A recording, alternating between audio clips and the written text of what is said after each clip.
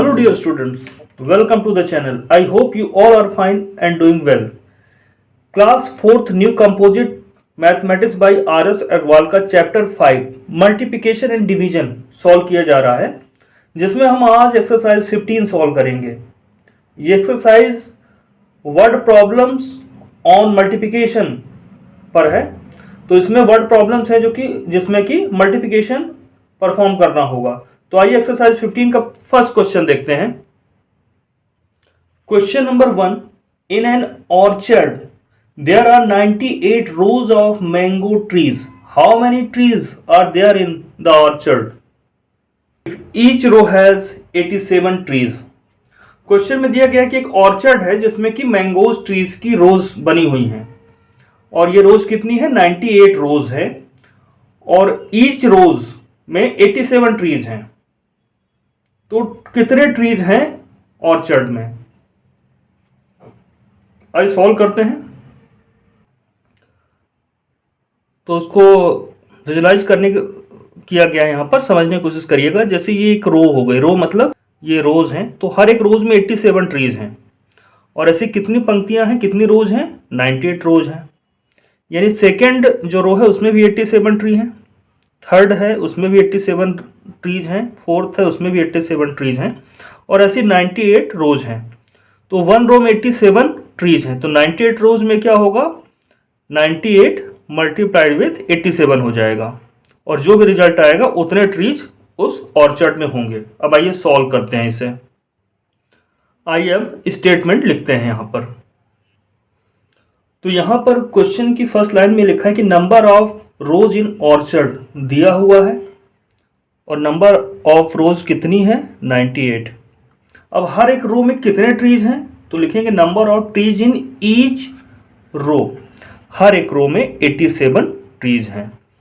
तो total number of trees in the orchard क्या होगा? Total number of trees in the orchard मतलब total number of trees in 98 rows, क्योंकि orchard में तो 98 रोज हैं और हर एक रो में 87 ट्रीज हैं। तो ऑर्चर्ड में कितने ट्रीज होंगे? तो क्या होगा? 98 मल्टीप्लाइड विथ 87, और इनका जो भी प्रोडक्ट आएगा उतने ट्रीज ऑर्चर्ड में होंगे। तो अलग से परफॉर्म करके यहां पे हम देख लेते हैं इसको। तो यहां पहले 7 का मल्टीप्लाई करेंगे 98 में, तो 7 8 जा 56 का 6 और 5 बचेगा यहाँ पर। फिर 9 7 जा 63 प्लस 5 हो जाएगा 68, तो यहाँ 68 लिखेंगे। अब 8 का मल्टीप्लाई करना है 98 में। 8 कौन से प्लेस में? 10th प्लेस में है, तो यहाँ पर 0 प्लेस करते हैं। अब 8 का मल्टीप्लाई करते हैं। 8 8 जा 64 का 4, 6 कैरी बन के आगे जाएगा। 8 9 जा 72 प्लस 6 78, तो यहाँ 78 हो गया। अब इनको ऐड किया जाता है। 6 प्लस 0 6, 8 प्लस 4 12 का 2 1 कैरी, 8 प्लस 6 14, 14 प्लस 1 15 का 5 1 कैरी, 7 प्लस 1 8, 8526 ट्रीज होंगे। तो प्रोडक्ट आ चुका है, तो यहाँ पे हम लिख सकते हैं इसको 8526। तो जो भी प्रोडक्ट आया उसे हमने यहाँ पे लिख दिया है। तो total number of trees in the orchard क्या होगा? 8526। अब फाइनल स्टेटमेंट बना लेते हैं आंसर का। क्वेश्चन की लास्ट लाइन में लिखा है how many trees are there in the orchard? तो there are 8526 trees in the orchard. Hence, there are 8526 trees in the orchard. आइए देखते हैं next question. Question number 2, a box contains 124 oranges.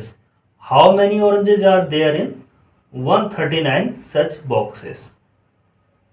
एक box है जिसमें 124 ऑरेंजेस हैं। तो 2 box होते तो कितने ऑरेंजेस हो जाते? इसका ट्वाइस, यानी 2 का मल्टीप्लाई करते हैं। 3 बॉक्स में अगर ऑरेंजेस पूछता तो क्या होता? एक बॉक्स में जितने ऑरेंजेस हैं उसका 3 टाइम्स। तो यहाँ पूछा गया है ऐसे ही 139 बॉक्सेस हैं, तो कितने ऑरेंजेस होंगे? तो जब भी 1 की वैल्यू दी और मैनी का पूछे, यानी एक बॉक्स में कितने ऑरेंजेस ये दिया है और बहुत सारे बॉक्सेस का पूछा है, तो क्या करते हैं ऐसे केसेस में? मल्टीप्लिकेशन करते हैं। तो आइए सॉल्व करते हैं और स्टेटमेंट लिखते हैं। तो यहां हमने लिखा number of oranges is in one box, number of oranges in one box equal to 124। एक बॉक्स में कितने ऑरेंजेज हैं? 124, और हमें कितने का फाइंड करना है? 139 का। तो सेकेंड लाइन में हम लिखेंगे number of oranges, number of oranges in 1 का देखिए दिया हुआ, और हमें क्या फाइंड करना है? इन 139 बॉक्सेस। 1 बॉक्स में कितना है दिया हुआ है? 139 बॉक्सेस का पूछा हुआ है कि उसमें कितने ऑरेंजेस होंगे। तो 124 का 139 टाइम्स, एक बॉक्स में जितने ऑरेंजेस हैं उसका 139 टाइम्स कर देंगे, तो ये पता चल जाएगा कि 139 बॉक्स में कितने ऑरेंजेस होंगे। अब देखिए इसका अलग से मल्टीप्लिकेशन परफॉर्म करेंगे और जो प्रोडक्ट आएगा वो वैल्यू यहां पर लिख लेंगे। अब देखिए 9 का मल्टीप्लाई करते हैं पहले 124 से, तो 9 4 जा 36 का 6, 3 कैरी हो बन के आगे जाएगा।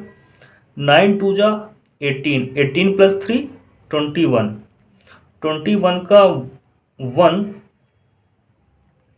21 का 1, 2 कैरी रहेगा। 9 1 जा 9 प्लस 2 11। अब 3 का मल्टीप्लाई करेंगे, 3 टेंस प्लेस में है तो यहां पर एक 0 रखते हैं यूनिट प्लेस पे। अब 3 का मल्टीप्लाई करते हैं 124 में, तो पहले 3 का मल्टीप्लाई 4 में करेंगे। 3 4 जा 12 का 2, 1 कैरी, फिर 3 2 जा 6 और 1 7, 3 1 जा 3। अब 1 का मल्टीप्लाई करेंगे 100 प्लेस पे, तो टेंस और 1 प्लेस पे 0 रखेंगे।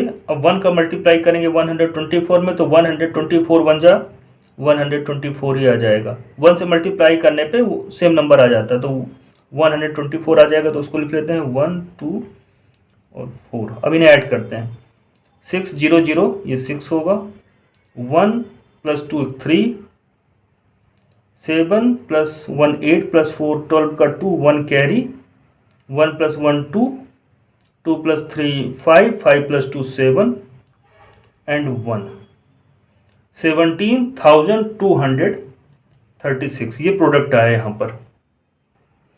तो जो भी प्रोडक्ट आया उसको यहाँ लिख लेते हैं 17,236।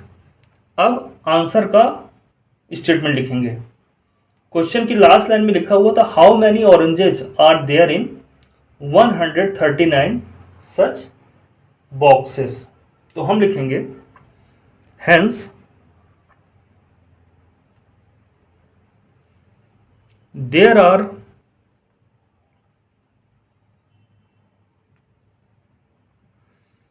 17,236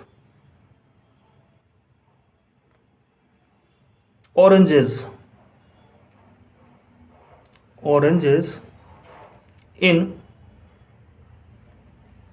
139 बॉक्सेस। ये आंसर होगा। आइए देखते हैं next question. Question number 3, a basket contains 187 mangoes, how many mangoes are there in 207 such baskets. तो एक बास्केट में 187 मैंगोज हैं, ऐसे ही अगर 207 बास्केट्स हो तो कितने मैंगोज उसमें होंगे। तो देखिए 1 का दिया है, यानी 1 बास्केट में कितने मैंगो जो है वो दिया हुआ है, और मैनी का पूछा है, यानी 207 बास्केट्स में कितने मैंगोज होंगे ये पूछा है। तो जब 1 का मालूम हो और मैनी का पूछे तो सीधे मल्टीप्लाई करते हैं। आइए सॉल्व करते हैं इसे। यहां हम लिखेंगे number of mangoes in 1 basket, number of mangoes in 1 basket, equal to दिया है 187, इक्वल टू दिया है 187 और हमें फाइंड करना है मैंगोज इन 207 बास्केट्स। तो यहाँ लिखेंगे number of mangoes in 207 baskets. तो कितने मैंगोज होंगे 207 बास्केट्स में? तो एक बास्केट में जितने मैंगोज होते हैं यानी उसका 207 टाइम कर देंगे, 207 टाइम्स कर देंगे तो ये पता चल जाएगा कि 207 बास्केट्स में कितने मैंगोज होंगे। अब इनका मल्टीप्लिकेशन अलग से परफॉर्म करेंगे और जो प्रोडक्ट आएगा वही हमारा आंसर होगा। तो मल्टीप्लाई करने पे प्रोडक्ट आता है 38,709। तो यहाँ पे हम लिखेंगे 38,709। तो हमें हमारा आंसर मिल गया। अब स्टेटमेंट बना लेते हैं, फाइनल स्टेटमेंट लिखेंगे हम, hence there are 38,709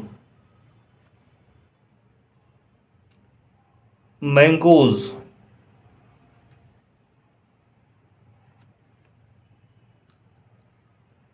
in 207 baskets. 207 baskets में 38,709 मैंगोज होंगे। आइए देखते हैं नेक्स्ट क्वेश्चन।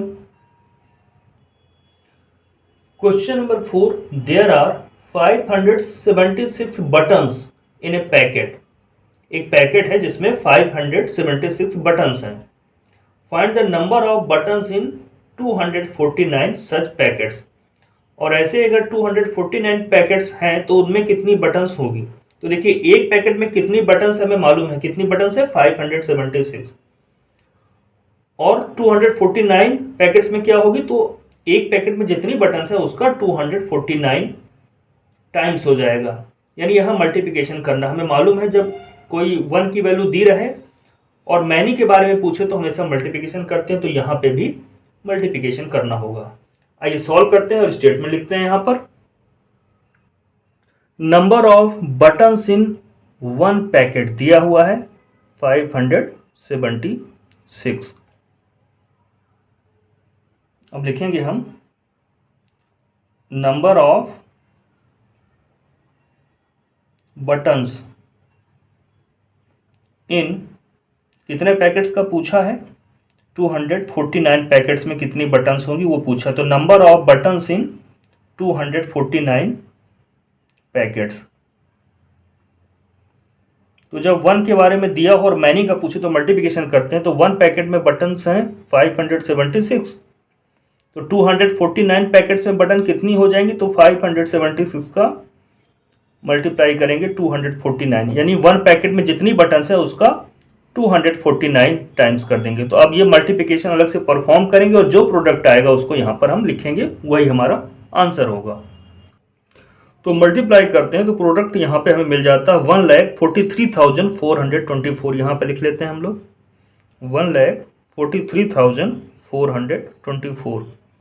तो 249 पैकेट्स में 1,43,424 बटन्स होंगी। इसका स्टेटमेंट बना लेते हैं यहाँ पर, hence there are 1,43,000 buttons in 249 packets. ये हमारा फाइनल आंसर आ चुका है। आइए अब देखते हैं next question. Question number 5, 1 ream of paper contains 480 sheets. How many sheets of paper are there in 375 reams? तो एक रीम ऑफ पेपर है जिसमें कितनी सीट्स हैं, 480 सीट्स हैं, यानी वन रीम ऑफ पेपर के बारे में बताया गया है कि 480 सीट्स हैं। ऐसे ही 375 रीम्स में कितने सीट्स हो सकते हैं, कितने सीट्स होंगे। तो वन रीम ऑफ पेपर में 480 सीट्स हैं, तो 375 रीम्स में क्या होगा, 480 का 375 टाइम्स, वन रीम का दिया है, 375 रीम्स का पूछा है, तो मल्टीप्लिकेशन होगा यहाँ पर। आइए सॉल्व करते हैं इसके। तो number of sheets of paper in one ream जो है उसमें कितने सीट्स हैं पेपर के, 480, ये लिख लेते हैं। तो number of sheets of paper, paper की कितनी सीट्स होंगी, 375 रीम्स में, तो लिखेंगे नेक्स्ट लाइन में number of seats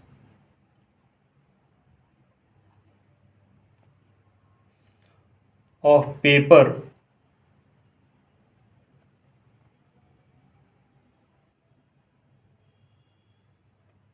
in one ream का दिया है और पूछा कितने रीम का है, 375 का। तो 375 रीम्स में कितने सीट्स ऑफ पेपर होंगे, तो वन रीम में जितने पेपर होते हैं सीट्स ऑफ पेपर, उसका 375 टाइम्स हो जाएगा। यहाँ मल्टीप्लिकेशन करेंगे, जब वन का दिया और मैनी का पूछे तो मल्टीप्लिकेशन करते हैं।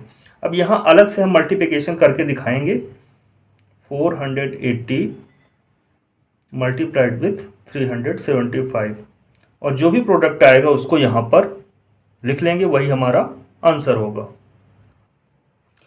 तो मल्टीप्लाई करने पे प्रोडक्ट आता है 1,80,000, तो यहाँ पे हम लिख लेंगे 1,80,000। तो ये क्या वैल्यू आई, ये वैल्यू है number of sheets of paper in 375 reams. 375 reams में कितनी सीट्स होंगी, 1,80,000। अब हम फाइनल स्टेटमेंट आंसर का बना लेते हैं यहाँ पर। Hence, there are 1,80,000 sheets of paper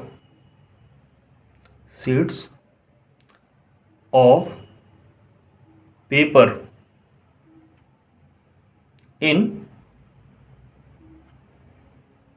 375 reams. तो इस तरह से क्वेश्चन नंबर 5 कंप्लीट होता है। आइए देखते हैं नेक्स्ट क्वेश्चन। क्वेश्चन 6 दिया है, एन अलमीरा can hold 328 books, how many books can be kept in 240 such almirahs. Almirahs मतलब अलमारियां, तो अलमीरा जो है एक अलमारी है जिसमें कि हम 328 बुक्स रख सकते हैं। अलमीरा कितने बुक्स को होल्ड कर सकती है, यानी रख सकती है 328 बुक्स। ऐसी ही 240 अलमीराज हैं, तो कितनी बुक्स उसमें आ सकती हैं, तो वन अलमीरा में जितनी बुक्स आती हैं 240 अलमीरा में क्या आएंगी, उसका 240 टाइम्स। जब भी वन के बारे में दिया और मैनी का पूछे तो मल्टीप्लिकेशन करते हैं। यहाँ पे वन अलमीरा का दिया है और मैनी यानी 240 अलमीराज के बारे में पूछा है कि उसमें कितनी बुक्स आ सकती हैं, तो यहाँ मल्टीप्लिकेशन करेंगे। आइए सॉल्व करते हैं इसे। तो यहाँ हम लिख सकते हैं number of books can be held in one अलमीरा, या लिख सकते हैं number of books can be kept in one अलमीरा। वन अलमीरा में कितनी बुक्स रखी जा सकती हैं, या वो अलमीरा कितने बुक्स होल्ड कर सकती, तो लिखा हुआ है 328 बुक्स। नंबर ऑफ बुक्स कितना है, 328। हमें फाइंड करना है कि 240 अलमीराज कितनी बुक्स केप्ट कर सकती हैं, रख सकती हैं। Number of books can be kept in 240 almirahs. One almirahs का दिया और मैनी का पूछा, यानी 240 का पूछा है कि वन अलमीरा में कितनी आती है, 328 बुक्स, और 240 अलमीराज में कितनी बुक्स आएंगी, तो वन अलमीरा में जितनी भी आती हैं उसका 240 टाइम्स। यानी यहाँ 328 इंटू 240 करेंगे और जो भी प्रोडक्ट आएगा उतनी बुक्स 240 अलमिराज में आ सकती हैं। तो यहाँ पे मल्टीप्लिकेशन करेंगे और प्रोडक्ट फाइंड करेंगे। तो प्रोडक्ट आया है 78,720। तो यहाँ पे हम लिख लेते हैं 78,720। मल्टीप्लिकेशन करना तो आपको आता होगा, तो इस तरह से आप मल्टीप्लाई करेंगे, प्रोडक्ट आ गया। ये मैंने सॉल्व कर लिया है। अब फाइनल स्टेटमेंट बनाएंगे आंसर का। तो आंसर में लिखेंगे हम hence 78,720 books can be kept. Question की लास्ट लाइन से ही हम लोग आंसर बनाया करते हैं। तो books can be kept in 240 अलमीराज, ये आंसर होगा। तो क्वेश्चन 6 हमने सॉल्व कर लिया है। आइए देखते हैं question next. Question number 7, the cost of a chair is ₹697। How much will 369 chairs cost. यहाँ पे एक चेयर का कॉस्ट दिया हुआ है और वो कितना है ₹697, और पूछा कितना है 369 चेयर्स का कॉस्ट कितना होगा। यानी 1 चेयर का दिया है और मैनी चेयर्स यानी 369 चेयर्स का पूछा है। तो क्या करेंगे, 369 चेयर का कॉस्ट क्या होगा, जो भी 1 चेयर का कॉस्ट है उसमें मल्टीप्लाई कर देंगे 369 से, तो 369 चेयर्स का कॉस्ट पता चल जाएगा। ये सॉल्व करते हैं इसे। यहां हम लिखते हैं cost of 1 chair equal to ₹697। अब कॉस्ट ऑफ कितने चेयर का पूछा है, 369 चेयर्स का पूछा है। तो कॉस्ट ऑफ 369 चेयर्स, इनका कॉस्ट क्या होगा, जो एक चेयर का कॉस्ट है उसका कितना टाइम, 369 टाइम्स, और ये रुपए में है तो ये वैल्यू जो भी आएगी रुपए में लिखी जाएगी। तो एक चेयर का कॉस्ट पता है 369 चेयर्स का फाइंड करने के लिए, जो भी एक चेयर का कॉस्ट है उसका 369 टाइम्स करते हैं। यानी 1 का दिया और मैनी का फाइंड करना हो तो हमेशा मल्टीप्लिकेशन परफॉर्म किया जाता है। अब अलग से इसका मल्टीप्लाई कर लेंगे। तो मल्टीप्लाई किया हमने 697 और 369 का, तो प्रोडक्ट आता है 2,57,193। ये प्रोडक्ट आया और ये रुपए में दिया हुआ है, इसलिए ये भी रुपए में लिखना होगा हमें। तो रुपए 2,57,193, ये क्या है, कॉस्ट है 369 चेयर्स का। अब हम आंसर का स्टेटमेंट बना लेंगे यहाँ पर क्वेश्चन की लास्ट लाइन से, how much will 369 chairs cost. Hence 369 chairs will cost ₹2,57,193। ये क्वेश्चन नंबर 7 का आंसर होगा। आइए देखते हैं next question. Question number 8, the cost of A refrigerator is ₹7। Find the cost of 108 refrigerators. तो देखिए एक रेफ्रिजरेटर का कॉस्ट दिया हुआ है और ऐसे ही 108 रेफ्रिजरेटर्स का कॉस्ट पूछा, यानी 1 का दिया है मैनी का पूछा है, तो सिंपल सा मल्टीप्लिकेशन करना है। आइए सॉल्व करते हैं इसे। कॉस्ट ऑफ 1 रेफ्रिजरेटर दिया हुआ है, तो लिखेंगे cost of 1 refrigerator equal to क्या दिया हुआ है, कितने रुपए दिया हुआ है, रुपए 7,000 कितने रुपए दिया हुआ है, रुपए 7,564। अब पूछा क्या गया है हमसे, कॉस्ट ऑफ, देखिए 1 का दिया और पूछा कितने का है, 108 का, 108 रेफ्रिजरेटर्स।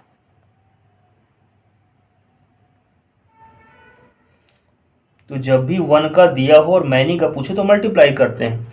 तो तो एक रेफ्रिजरेटर का जो भी कॉस्ट था उसका 108 टाइम्स कर देंगे तो 108 रेफ्रिजरेटर्स का कॉस्ट पता चल जाएगी। ये रुपए में है तो यहाँ आपको रुपए लिखना होगा और मल्टीप्लाई करेंगे इन दोनों का, तो अलग से मल्टीप्लाई कर लेंगे और जो प्रोडक्ट आएगा वो यहाँ पर रुपए में लिखेंगे उसे।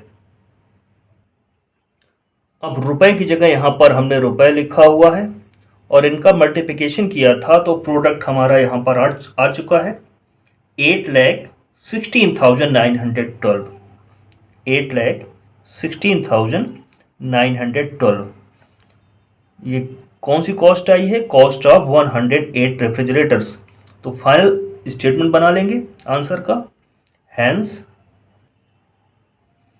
द कॉस्ट ऑफ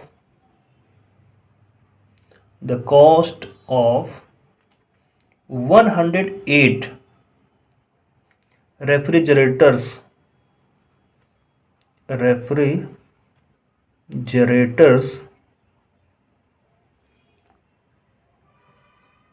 इज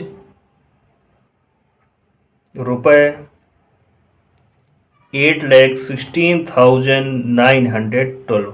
इस तरह से क्वेश्चन नंबर 8 भी कंप्लीट होता है। आइए देखते हैं नेक्स्ट क्वेश्चन।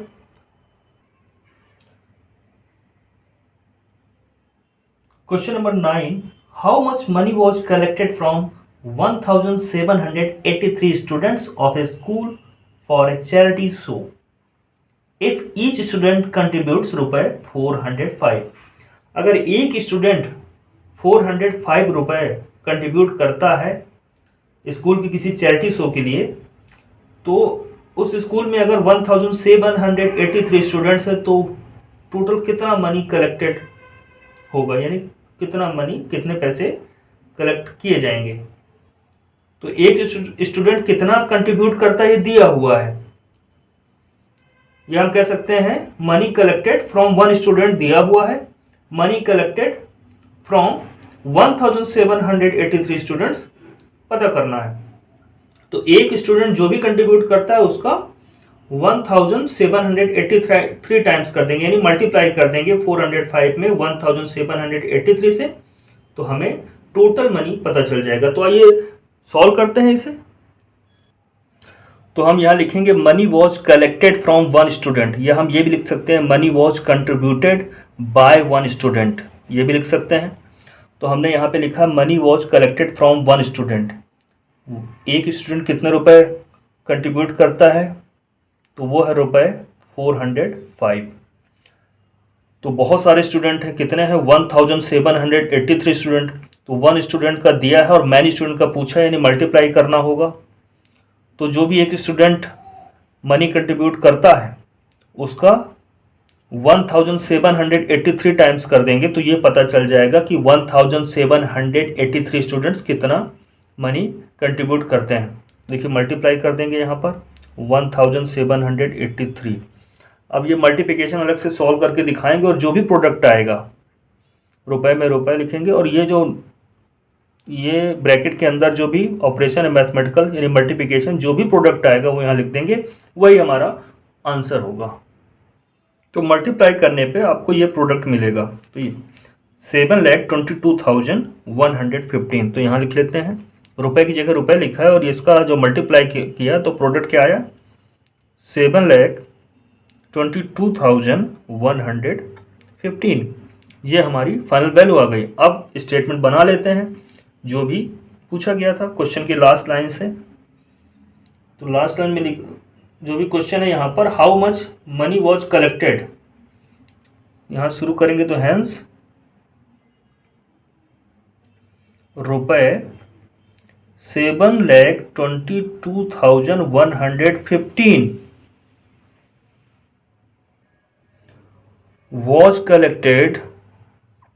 was collected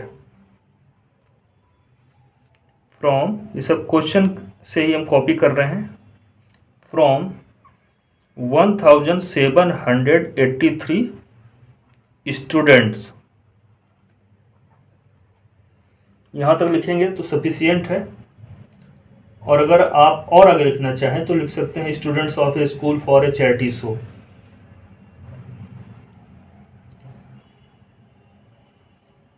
तो यहीं पे स्टॉप करते हैं। हैंस रुपए 7,22,115 वॉज कलेक्टेड फ्रॉम 1,783 स्टूडेंट्स। इस तरह से क्वेश्चन नंबर 9 कंप्लीट होता है।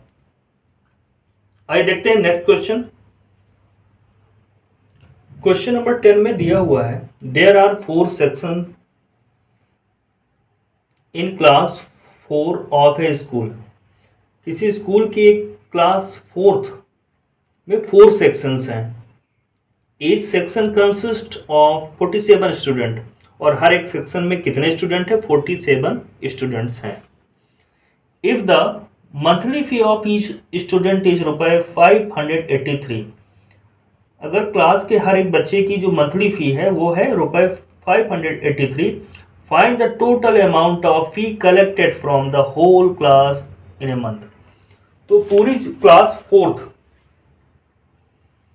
की जो फीस होगी, मंथली फीस जो इकट्ठा कलेक्ट की जा रही है, तो क्लास 4th से जो कलेक्टेड फीस है टोटल वो कितनी होगी। तो पहले हम देखेंगे क्लास 4th में स्टूडेंट कितने हैं।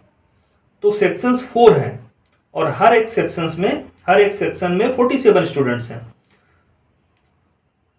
तो नंबर ऑफ स्टूडेंट्स कितने हैं क्लास 4th में, पहले ये फाइंड करेंगे। तो हम यहां लिखेंगे number of students in one section कितने हैं। Number of students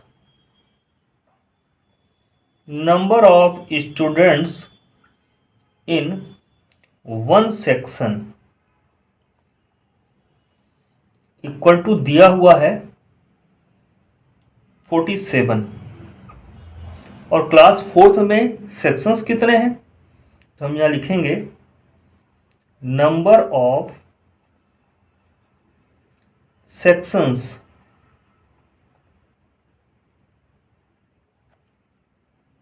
in class 4।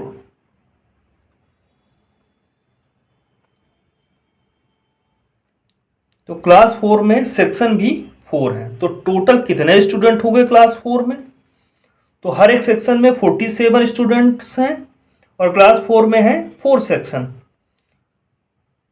तो कितने स्टूडेंट हो जाएंगे? 47 इंटू 4। एक सेक्शन में 47 स्टूडेंट, तो 4 सेक्शंस हुए, तो उसका 4 टाइम्स हो जाएगा। तो 47 इंटू 4 करेंगे और मल्टीप्लाई करने पे 188 आता है। तो क्लास 4th में टोटल स्टूडेंट है 188। अब ये देखेंगे वन स्टूडेंट कितना फी पे करता है। तो 188 स्टूडेंट का फाइंड करने के लिए 188 से उसमें मल्टीप्लाई करेंगे। तो आइए लिखते हैं नेक्स्ट लाइन।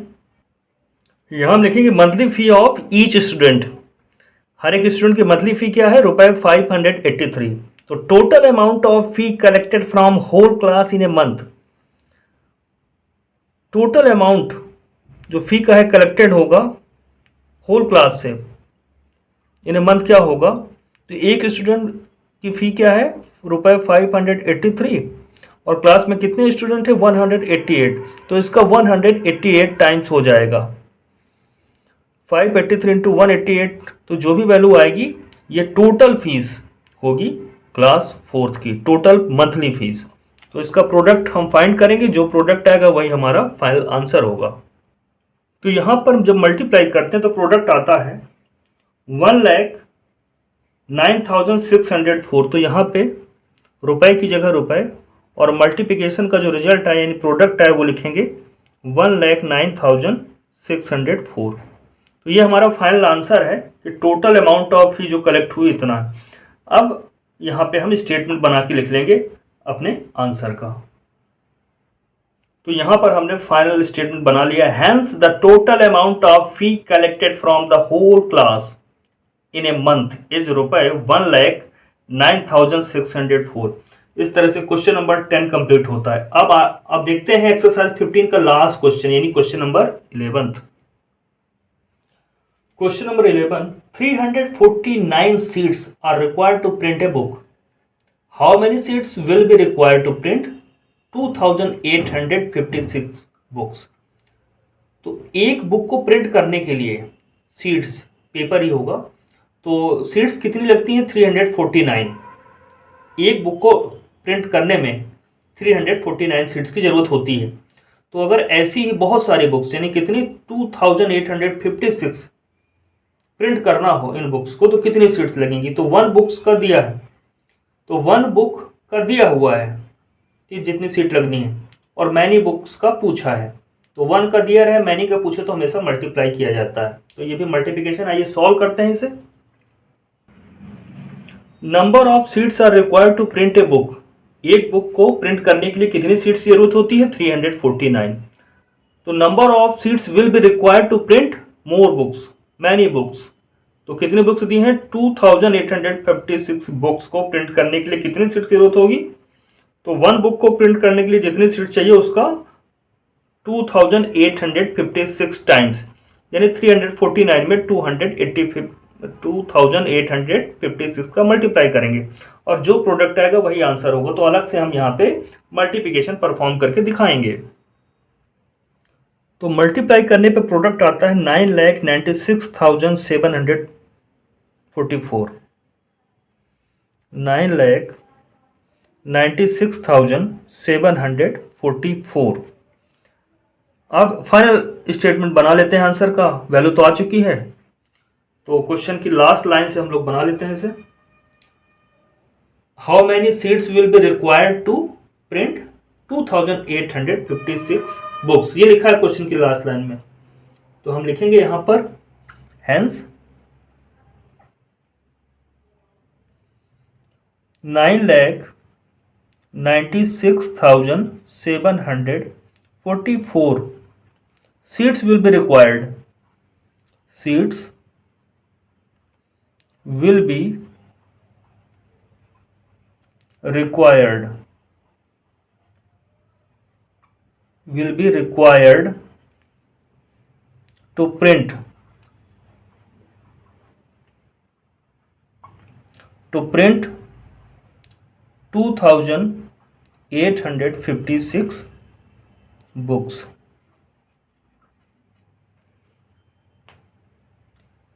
तो इस तरह से हमने क्वेश्चन नंबर 11 भी कंप्लीट कर लिया है और इसी के साथ एक्सरसाइज 15 कंप्लीट होती है। तो जो भी पढ़ाया गया है इसको रिवाइज करिएगा और अपना ध्यान रखिएगा, और जो भी डाउट्स हैं आप कमेंट सेक्शन में पूछ